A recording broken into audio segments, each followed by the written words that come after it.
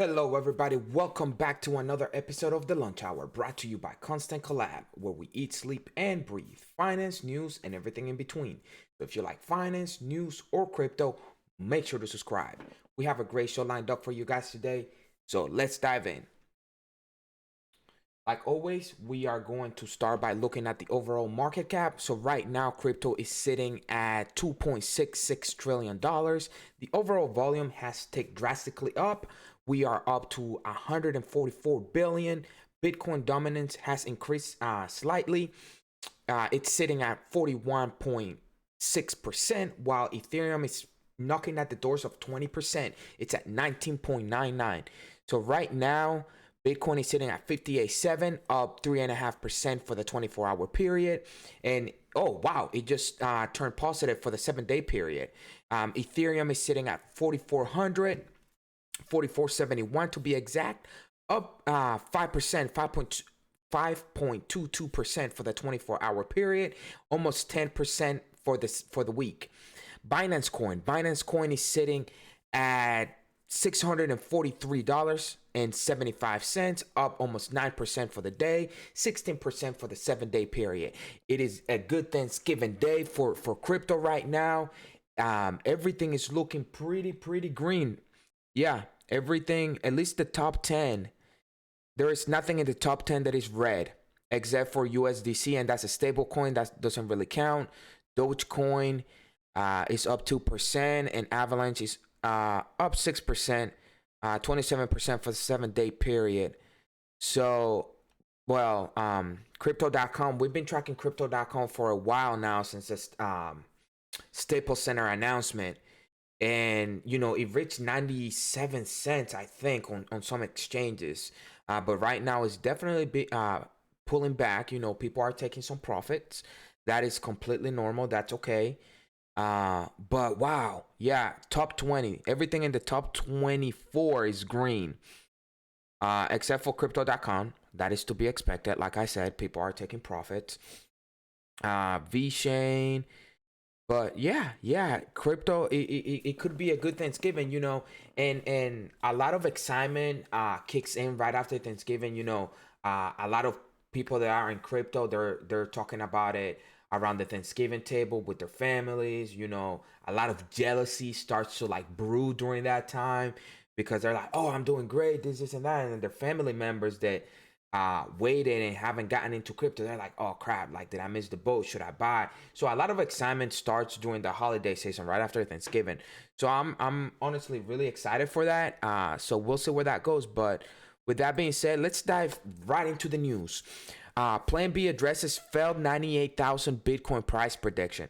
So that's one of the reasons why, you know, I don't like to put a timeline when it comes to the calls that I make or anything like that. I'm thinking that the Bitcoin is still gonna go over 100K before the end of the year, or before the bull run ends. My price target is between 115 and 130. I stand by it. I almost certain that it's gonna happen. I can't guarantee it, because, you know, it's crypto. Anything can happen in the world of cryptocurrency.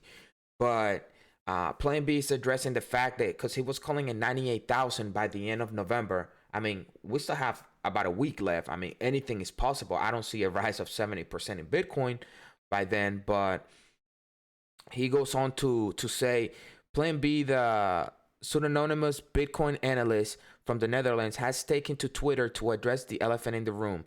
His felt price prediction that recently became a subject of mockery on social media. Floor model 98K November close will probably be the first miss after nailing August, September, and October. The stock to flow model not affected and indeed on track towards 100K. After his proprietary floor model displayed near perfect performance in August, September, and October, it is on track to be terribly off this November. The analyst has 3 models to help him triangulate the Bitcoin market. He combines the stock to flow model with on-chain analysis and the aforementioned floor model. On a podcast with Preston Pish, PlanB explained the latter is based on technical analysis. It's price, but it's a mathematical thing. It's capturing a classical error and mathematical error. It's not Bitcoin related at all. It's just another way of looking at the same price data that everybody is looking at.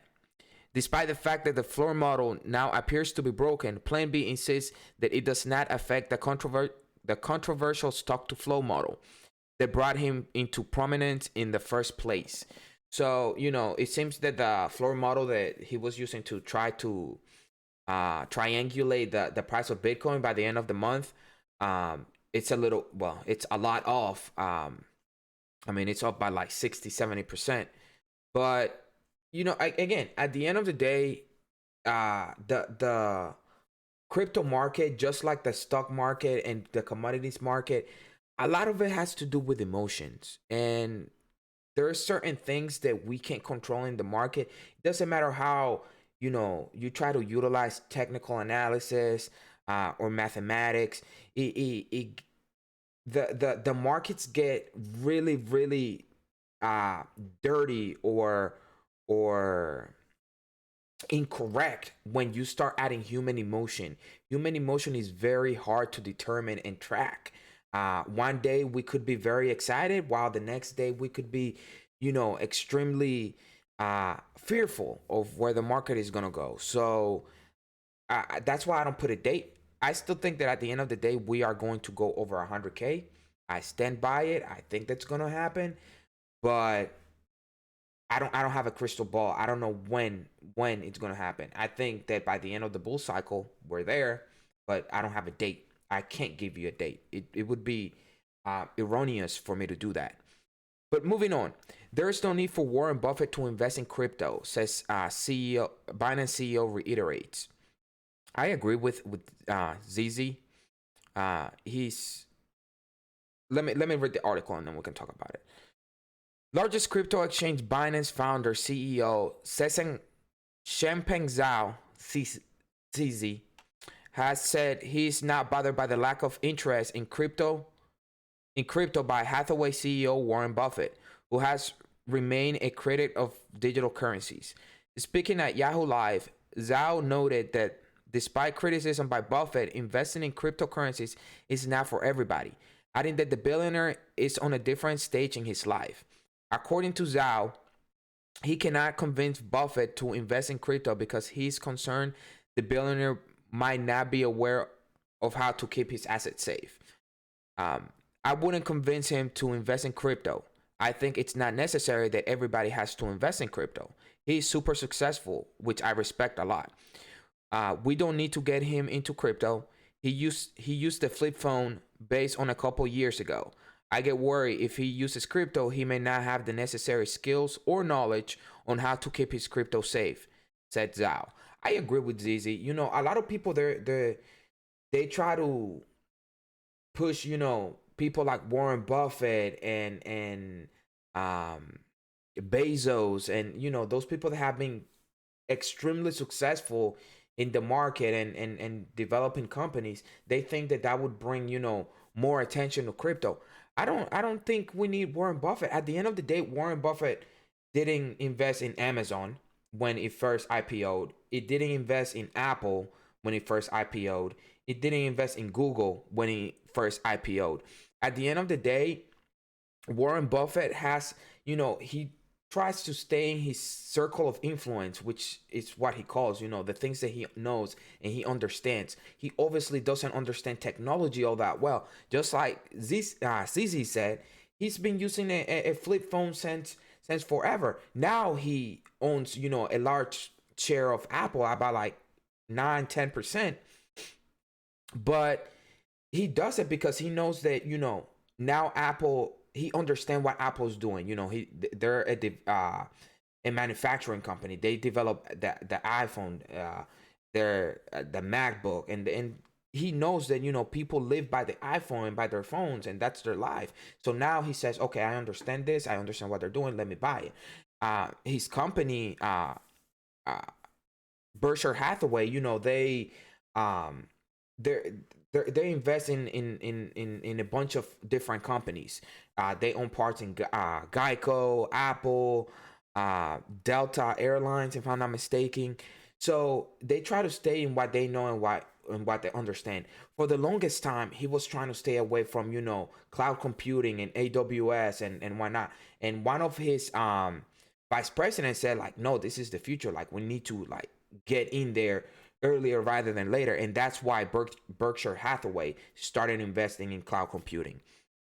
But yeah, if it's something that Warren Buffett doesn't understand, he will not put his money in it, which I don't blame him. I don't blame him at all. At the end of the day, it's his money, and he's going to put it where he feels safe and comfortable. So that's crypto doesn't need Warren Buffett, I guess, long story short. But moving on. Jim Cramer sees the metaverse much more than fun and games. Former hedge fund manager and Mad Money host Jim Cramer believes the metaverse will transform work and industry and help to eliminate cost and waste. I agree. I don't agree with everything that Jim Cramer says. I agree with this statement, however. While some of the earlier beneficiaries of metaverse hype have been working on its social and gaming applications, Cramer sees the industry applications as the important area for emphasis. I think we're all going to be in it. We're all going to have fun with it, but it's really a manufacturing situation. What the metaverse is, it's about eliminating waste. A company can eliminate a third of its costs using the metaverse, said Cramer on CNBC earlier this week. We have to think of it as an industrial play, not just fun and games. NVIDIA is trying to make it so that there is less waste in manufacturing systems, and they're succeeding. It's fun, but it's also very useful. It's a play on getting rid of costs we can't control otherwise. That's what we have to remember. It is not just fun and games. And I agree with Jim Cramer. Just imagine having a virtual manufacturer, whatever it is that you manufacture, whether it's tech, clothing, shoes. You can literally run simulations. You can have your engineers and your people in that virtual manufacturing facility, and you can run scenarios where you're technically not, using material or anything like that, but you can think of how you can reduce waste and how can you better, re-engineer your manufacturing process without having to make changes to your physical one. And then once you see what's working in this virtual facility, you can make those changes to your physical one. And I honestly think that that's the future. It will be like a simulation where you can have literally all of your employees and you can make changes to your physical one without having to test, to try and error while using, physical material and wastefulness. But Andrew Ross Sorkin said, what costs are you talking about here? Commuting costs? And I honestly think that will also take part in it. You can have an office. A lot of CNBC analysts and commentators, they were making the comment, a lot of people went home during COVID and they were doing work from their home offices and stuff like that. And a lot of them were saying that after COVID passes, people are going to go back to work, back to the office, because they're more productive while they're more productive and creative while they're more surrounded by other people. Well, imagine a virtual office where you're still surrounded by people, but you're home. You're being influenced by having somebody in front of you that you can talk and communicate. You can walk over to them and have a conversation with them, but you're still home. And I think that's going to be the future office. I mean, you're not going to need to travel, 30 minutes to go to a physical building. But this is what Cramer said. A BMW factory was simulated at NVIDIA, replied Cramer. They can use it to find ways that things can be done faster and better because everything is done by computer. There are a trillion calculations to it, but NVIDIA CEO Jensen Huang showed me exactly how BMW has been able to use the NVIDIA Omniverse to cut out a lot of waste in its plants. I'm talking about a reduction of 30%. So yeah, no, like I say, I think that that's where the future is. And yeah, right now, to bring attention to the metaverse, companies are using it as a social mechanism and as a gaming mechanism, just to create that traction. But now, you have commentators like Jim Cramer, companies like Nvidia, AMD. I'm sure is going to start looking into creating chips for the metaverse. So it's definitely the future. I think that that's where things are going. And yeah, there's really not much more to say about that. India's government to regulate, not ban crypto. I've been talking about this for the past few days, since last week. The Indian Parliament is meeting next week. The winter session starts next week. So there's a lot of news when it comes to cryptocurrencies, and a lot of people have been concerned as to what's going to happen. They're not sure. But on Wednesday, Blockworks reported on language in a recent bill before India's parliament that mentioned that a ban on all private cryptocurrency. Local media in the country have now confirmed with their government sources that the government's intent in something different. So this article, I read this article a couple of times, and the wording is a little strange. I do think that they're going to regulate cryptocurrencies, but they can still ban private currencies. And I honestly see the Indian government doing that. There was a report earlier this week saying that they were looking to just approve certain cryptocurrencies to be put on their exchanges. I still think that that's the end game, and I think that that's the plan, and I think that that's what they're going to end up doing. Obviously, their parliament has to meet, they have to agree, they have to vote on it. So we'll see. According to a local CNN affiliate in country, the government intends to regulate cryptocurrency and is primarily concerned with its use in the underground economy and terror financing. A wholesale ban is not in the works. Breaking exclusive top government sources on cryptocurrency regulation. There is no ban on crypto. A regulation mechanism will be in place so that it's not misused. To do this, the government intends to not recognize crypto as tender and put it in a comprehensive KYC, AML, know your customer, anti-money laundering mechanism at various fiat gateways in country. A strict mechanism will be in place so that law enforcement agencies can trace the origin of cryptocurrency used for illegal or in anti-national works. So yeah, they're doing KYC, AML, and they're going to make sure that those exchanges that are a gateway for on ramps and off ramps can follow those regulations. And that's honestly what the US is doing. Every place where you can buy crypto with cash, you have to pretty much do KYC, AML, follow KYC, AML regulations. So yeah, that's what India is going to do too. But moving on. Axie Infinity plot of virtual land sells for a record $2.4 million. Man, Axie Infinity, it's one of the most popular play to earn games. But a virtual plot of land in Axie Infinity game sold for a record 550 Ether, about 2.4 million on Wednesday. That plot is part of the Genesis land plot, which Axie Infinity describes as an extremely rare. Genesis land is located in the center of Axie Infinity map and is capped at 220 plots. The seller of the plot goes by Arca Chemist, and the buyer goes by Lunatian, and then that number. There are different types of land in Axie Infinity, including Mystic and Arctic, and they are all collectively called Lunatia. Lunatia is the homeland of Axies in the game. Axies. In the game, fantasy creatures that are required to play it. Axie Infinity is a popular play-to-earn NFT game that enables users to earn tokens called Small Love Potions that can be exchanged for cash or other cryptocurrencies. An Axie Infinity spokesperson told the blog that Axie Land has entertainment value, social value, and economic value in the form of future resources flows. And this is why we are seeing such sales. In February, 9 plots of lands on Axie Infinity were sold for over 888 ETH, around 1.5 at the time, and nearly 4 million at current prices. Yeah, man, land in Axie Infinity, definitely expensive.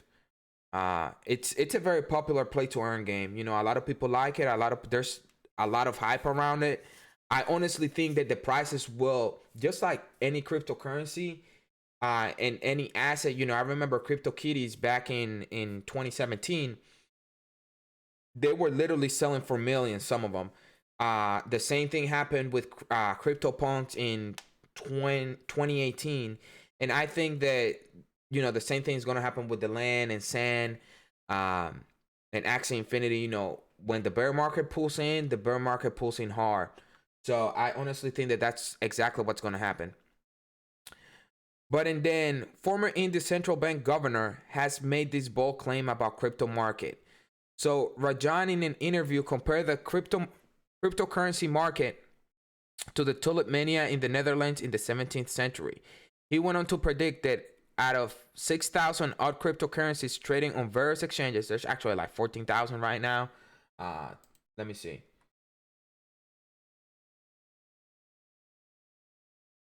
14,812. There are 14,812 different cryptocurrencies right now. He went on to predict that out of 6,000 all cryptocurrencies trading on various exchanges, only a handful will survive the ongoing regulatory phase. I agree with him 100%. I think that 1% of the total number of cryptocurrencies in circulation, only 1% will survive. If things have value only because they will be pricier down the line, that's a bubble. I agree. That's why I like projects with utility. Those that are looking to solve a problem, those are my favorites. I'm not gonna, you know, harper on this anymore, but yeah, I agree with him to an extent. Shiba Inu finally reaches 1 million holders. This is great for Shiba. You know, adoption is happening for the cryptocurrency. But Shiba Inu meme token has finally breached the 1 million holder mark and reached an important milestone. Currently, more than 1 million investors are choosing to hold their funds in the meme token that retraced by 60% lately. So this is the Shiba Inu chart. It's been dragged, you know, coming down slowly, gradually. So this is not financial advice, but if you've been waiting for a buying opportunity, a retrace of 60%, that definitely opens, you know, the gate for a buying opportunity. I'm not huge on buying meme coins. I might jump on it, but I haven't decided yet. I'm keeping my eyes on it to see if it keeps going down, but 60% is still a good entry point when it comes to buying the cryptocurrency. So we'll see what happens. I really like it. So it's been coming down. It's been coming down. While some Shiba Inu community members are not happy with the token performance in recent weeks, the fundamental factor that includes a number of holders may be more important for the assets than short-term price action. So yeah, the fact that you know, people keep their addresses keep increasing, that's definitely a good thing. According to market history for similar coins like Dogecoin, the price of an asset cannot move up in the long term purely based on the community's enthusiasm or news like Tesla's adoption. Coins with a stronger fundamental background like Ethereum or Solana tend to move higher in price due to having use cases for day-to-day use. So yeah, they definitely, the Shiba ecosystem needs to grow to allow for the price to increase higher, to go higher. But I honestly don't know what they're gonna do. They have Shiba Swap, and I think they have an NFT marketplace, or they're putting together an NFT marketplace. But other than that, I don't know if anybody's ever gonna build on Shiba. I don't even know if Shiba can have smart contracts. Anyways, so make sure to do additional research if you're going to put money into Shiba Inu. Just, you know, word of advice. But moving on, let me see. ConstitutionDAO, people price pumps 200% as new We the People token unveiled.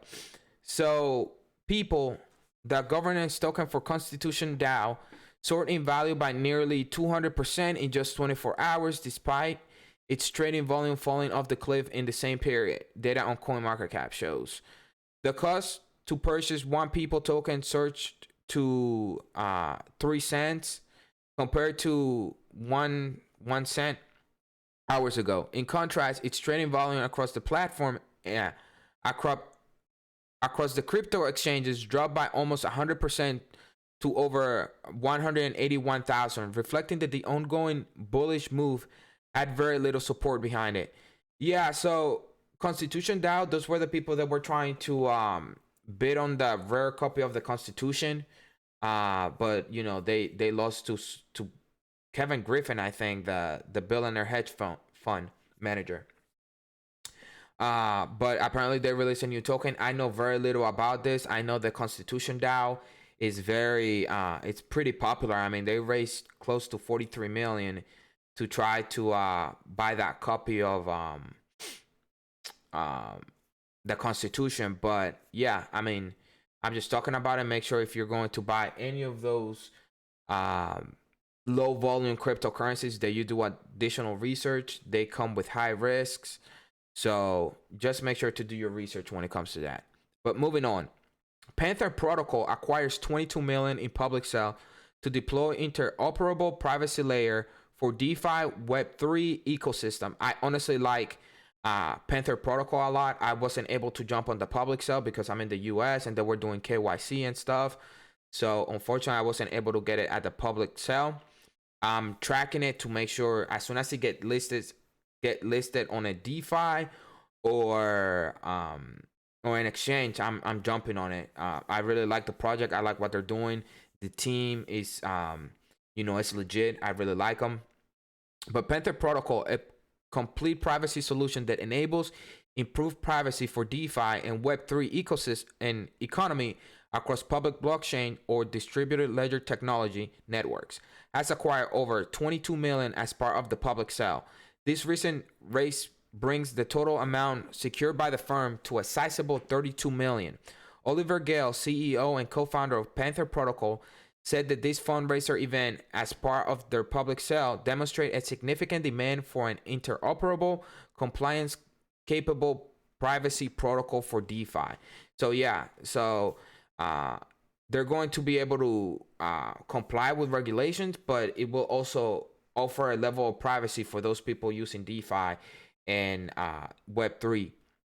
So like I said, I really like Panther Protocol.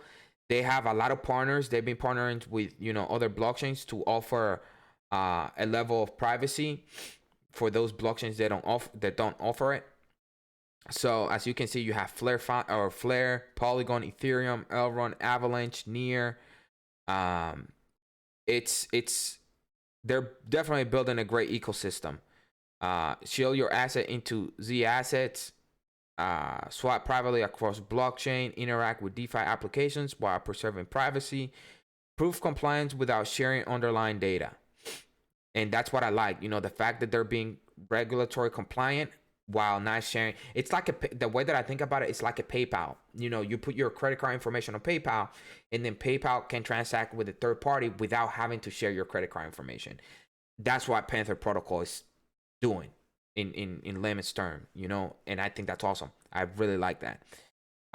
But that's all we have on Panther. Like I said, I'm keeping an eye on it, and as soon as it gets listed on a DeFi exchange or an actual exchange or a centralized exchange, I'm jumping on it. And the last article for the day, today's Thanksgiving. Happy Thanksgiving to you guys and yours. Wish you the best. Enjoy the day. Try not to eat too much. But crypto Thanksgiving, NFT drops and Black Friday deals go mainstream. From the rise of the Metaverse to major brands announcing non-fungible token drops, cryptocurrencies mass adoption is well underway. Americans in particular have taken a growing interest in crypto, as recent findings from the Pew Research Center found that nearly a quarter of 10,371 adults in the United States were familiar with cryptocurrency, while only 1/8, about 13%, were entirely unfamiliar with the concept. Additional research from online broker firm Chooser discovered that the US is the third most interacted country in NFTs, falling behind Canada and Australia. The most interesting mainstream Thanksgiving NFTs. This in mind, a captivating conversation starter may be about the number of mainstream brands and retailers that have begun incorporating holiday theme NFTs into their product offerings. For example, Macy's, one of the largest department stores in America, will launch its Macy's Parade NFT series on November 25th, or Thanksgiving Day. That's today. I don't know anything about it. To be honest, I'm not. Wow, that's actually pretty cool. That's actually pretty cool. I'm not gonna lie. Essentially, you'll have 95 owners. Okay, so every time an owner of a Macy's Parade NFT decides to sell his or an NFT in a compatible aftermarket, 10% of the sale will be donated to Make-A-Wish. Oh, that's cool. Essentially, you'll have 9,500 NFT owners. When this is all said and done, and an open-ended future or donations to, in this case, Make-A-Wish. Oh, Make-A-Wish. Okay. As more retail brands begin to see the opportunity that exists in NFT, Macy is setting precedents on what's possible in the realm of giving back. So that's really cool. Actually, the NFTs are actually really nice. You know, I'm not huge on NFTs, and I'm sure that they're gonna become valuable. They're gonna have value to them. I don't know where to buy them. BitPay. I'm trying to see. For example, November 23rd. Yeah, Regal. But let me see if I can find something about it.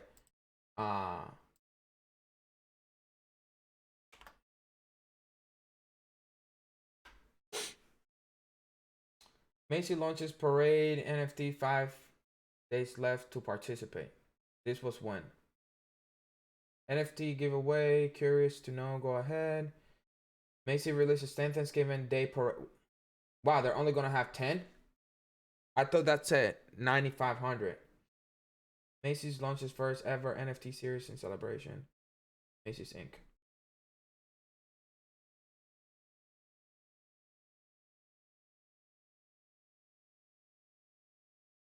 So right here, let me see.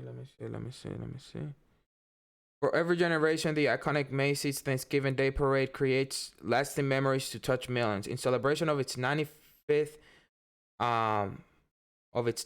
March, the magic of the Macy's Parade will take one new form, one of a kind digital collectible with the launch of 9510 limited edition NFT non-fungible tokens powered by Sweet, referring to balloons from Parade, with special auction and market donations set to benefit the organizations.